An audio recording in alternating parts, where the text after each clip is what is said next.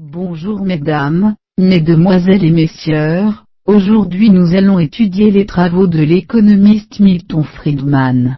Fondateur de l'école de Chicago, Milton Friedman, 1912-2006, a été un critique virulent de l'interventionnisme étatique, et des politiques économiques keynésiennes. Conseiller du président Nixon à la fin des années 1960, on lui reproche d'avoir été l'inspirateur en économie, avec ses disciples ultralibéraux surnommés les Chicago Boys, du dictateur chilien Augusto Pinochet.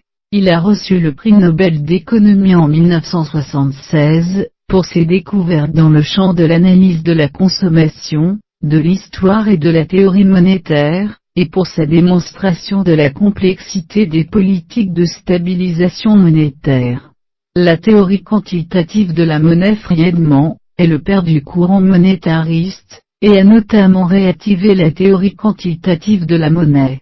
Selon celle-ci, c'est l'augmentation de la masse monétaire, qui est la cause unique de la hausse des prix. L'inflation est toujours et partout un phénomène monétaire en ce sens qu'elle est, et qu'elle ne peut être générée, que par une augmentation de la quantité de monnaie plus rapide que celle de la production, écrit-il en 1970.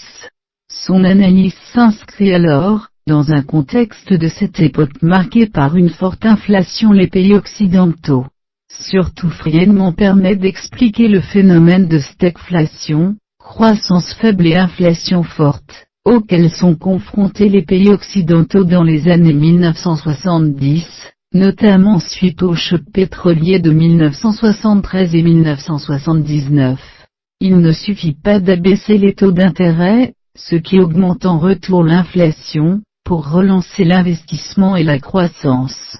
Dès lors Friedman recommande en premier lieu de lutter contre l'inflation, phénomène qu'il juge dangereux et sans aucun bienfait à terme pour le fonctionnement de l'économie, en réduisant la masse monétaire, et en augmentant les taux d'intérêt.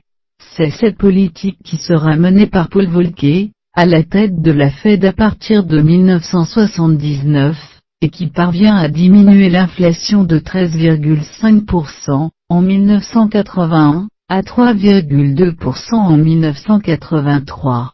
La critique de l'interventionnisme public concernant la consommation, Milton Friedman a formulé l'hypothèse du revenu permanent, qui postule que les agents économiques agissent, non pas seulement en fonction de leurs revenus disponibles, mais en fonction du revenu futur qu'ils anticipent.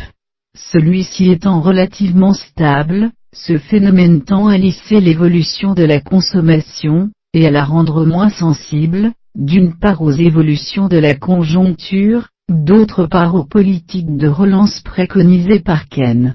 Par ailleurs Friedman que toute intervention publique conjoncturelle, est vouée à être trop tardive, du fait de la lenteur inhérente aux prises de décision publiques, et du caractère retardé de leurs effets. Dès lors toute politique de relance risque d'alimenter une surchauffe et d'aggraver la crise.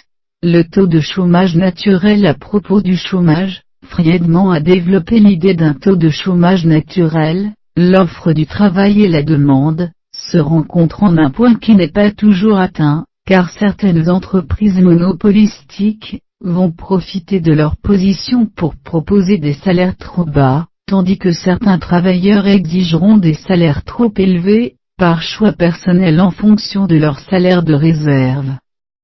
Du fait des exigences syndicales, ou encore à cause d'un salaire minimum fixé par l'État.